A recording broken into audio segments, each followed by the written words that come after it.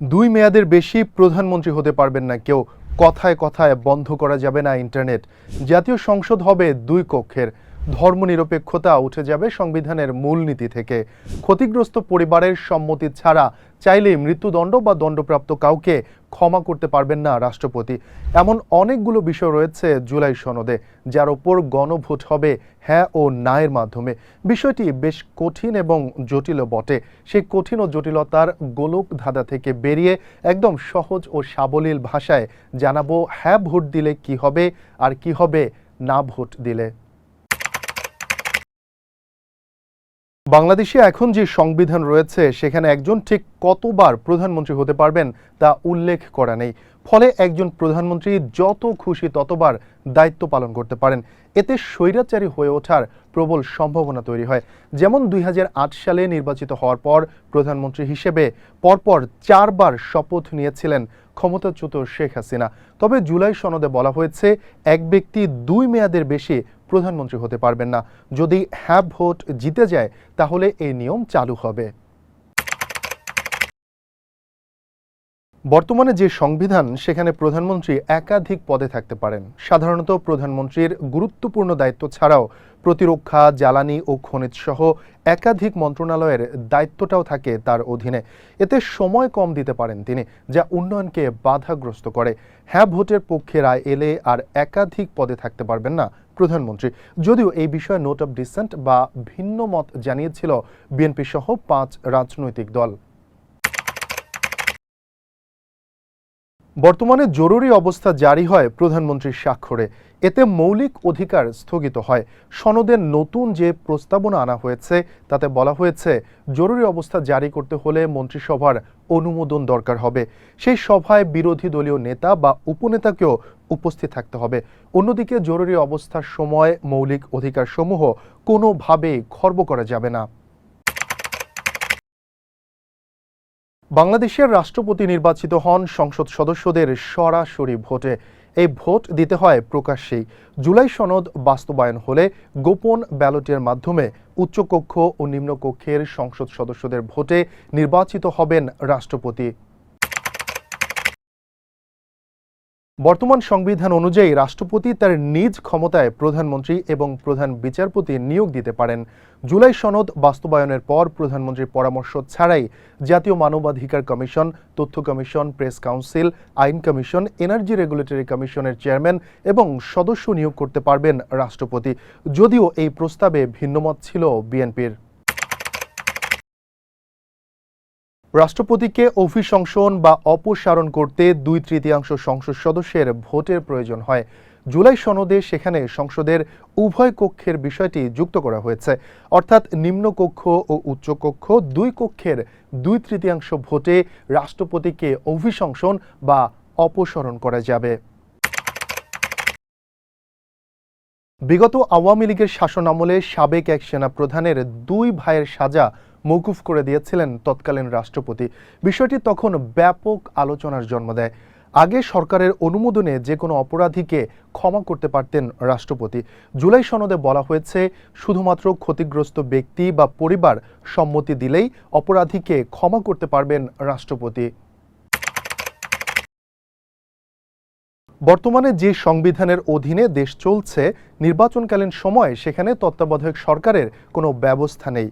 জুলাই সনদে তত্ত্বাবধায়ক সরকার ব্যবস্থা যুক্ত করার পাশাপাশি তত্ত্বাবধায়ক সরকার প্রধান, উপদেষ্টা সহ এই নিয়োগ প্রক্রিয়ায় সরকারি দল, বিরোধী দল, দ্বিতীয় বিরোধী দলের মতামতের ভিত্তিতে তত্ত্বাবধায়ক সরকার গঠন করা হবে।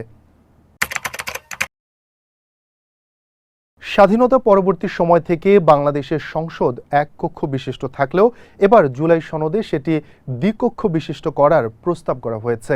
এক্ষেত্রে উচ্চ কক্ষের সদস্য সংখ্যা হবে 100 জন। নির্বাচনে রাজনৈতিক দলগুলোর প্রাপ্ত ভোটের আনুপাতিক হারেই উচ্চ কক্ষে আসন বণ্টন করা হবে। সাধারণত জাতীয় সংসদের স্পিকার ও ডেপুটি স্পিকার সরকারি দল থেকেই নির্বাচিত হয়ে থাকেন। গণভোটে সনদ কার্যকর হলে ডেপুটি স্পিকার নির্বাচিত হবেন বিরোধী দল থেকে। বর্তমান সংবিধান অনুযায়ী সংসদে এমপিরা দলীয় সিদ্ধান্তের বাইরে ভোট দিলে সংসদ সদস্য পদ বাতিল হয়। তবে জুলাই সনদে বলা হয়েছে বাজেট ও আস্থা বিল ছাড়া অন্যান্য বিষয়ে এমপিরা স্বাধীনভাবে ভোট দিতে পারবেন। এতদিন বিদেশের সঙ্গে সরকারের কোনো চুক্তি করতে হলে সংসদের অনুমোদন প্রয়োজন হতো না। তবে জুলাই সনদে বলা হয়েছে রাষ্ট্রীয় নিরাপত্তা সংক্রান্ত কোনো চুক্তি করতে হলে সংসদের উভয় কক্ষে তা অনুমোদন করতে হবে।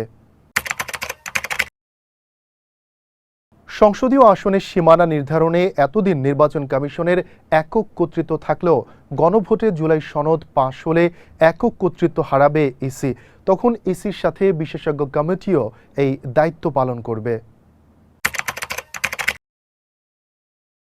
আগে বিভিন্ন নির্বাচন কমিশন গঠনে সার্চ কমিটি থাকলেও এর নিয়ন্ত্রণটা ছিল পুরোপুরি প্রধানমন্ত্রীর হাতে।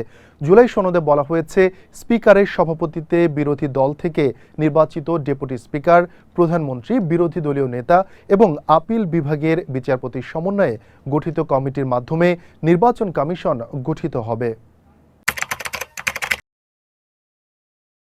দেশের জাতীয় সংসদে বর্তমানে নারীদের সংরক্ষিত আসন রয়েছে 50টি। এটি বাড়ানোর কোনো কথা বলা নেই বিদ্যমান সংবিধানে। সেটি ক্রমান্বয়ে 100তে উন্নীত করার প্রস্তাব করা হয়েছে জুলাই জাতীয় সনদে। বাংলাদেশে বর্তমানে সংবিধানে বাংলা ছাড়া অন্য কোনো ভাষারই স্বীকৃতি নেই। গণভোটে হ্যাঁ জয়যুক্ত হলে রাষ্ট্রভাষা হবে বাংলা। অন্য সব মাতৃভাষা যেমন চাকমা, মারমা ও গারো ভাষাকেও দেয়া হবে রাষ্ট্রীয় স্বীকৃতি। বাংলাদেশে বাঙালিদের পাশাপাশি শতাব্দীর পর শতাব্দী ধরে বসবাস করে আসছেন আদিবাসী বা ক্ষুদ্র নৃগোষ্ঠীর লোকজন। জাতিতে তারা বাঙালি নন, তাদের রয়েছে নিজস্ব ভাষা, পৃথক সংস্কৃতিও। কিন্তু দুর্ভাগ্যজনক হলেও সত্য যে তাদেরও পরিচয় দিতে হচ্ছে বাঙালি হিসেবে। এতে তাদের জাতিসত্তাকে অস্বীকার করা হচ্ছে। জুলাই সনদ বাস্তবায়ন হলে সবার জাতীয়তাই হবে বাংলাদেশি। বাংলাদেশে বর্তমানে যে সংবিধান রয়েছে সেই সংবিধান বলছে যদি সংবিধান পরিবর্তন করতে হয় তাহলে প্রয়োজন হবে সংসদ সদস্যদের 2/3 মতামত। এক্ষেত্রে গণভোটের কোনো প্রয়োজন নেই। কিন্তু জুলাই সনদে বলা হয়েছে সংবিধান সংসদের নিম্ন কক্ষের 2/3 সাথে উচ্চ কক্ষের সংখ্যাগরিষ্ঠতা প্রয়োজন। অন্যদিকে তত্ত্বাবধায়ক সরকার যদি সংবিধান থেকে বাতিল করতে হয় তাহলে আয়োজন করতে হবে গণভোটের। বাঙালি জাতীয়তাবাদ, গণতন্ত্র, সমাজতন্ত্র ও ধর্মনিরপেক্ষতাবাদ বর্তমানে সংবিধানের মূলনীতি। তবে গণভোটে জুলাই সনদ বাস্তবায়ন হলে সংবিধানের মূলনীতি হবে সাম্য, মানবিকতা, মর্যাদা, সামাজিক ন্যায় বিচার, ধর্মীয় স্বাধীনতা এবং সম্প্রীতি। বাংলাদেশের বর্তমান সংবিধানে ধর্মনিরপেক্ষতা ও ধর্মীয় স্বাধীনতার কথা বলা হয়েছে। জুলাই সনদে সেই অনুচ্ছেদে যুক্ত হবে সকল সম্প্রদায়ের সহাবস্থান ও যথাযথ মর্যাদা নিশ্চিতকরণ।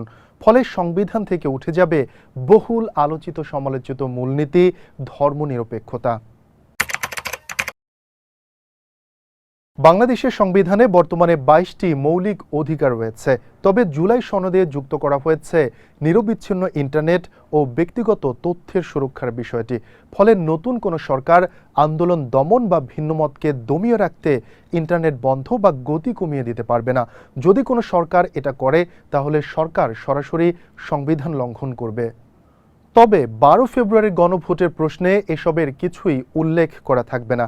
সেখানে মাত্র ছোট ছোট 4টি পয়েন্ট উল্লেখ করে ভোটারদের কাছ থেকে হ্যাঁ অথবা না ভোট গ্রহণ করা হবে।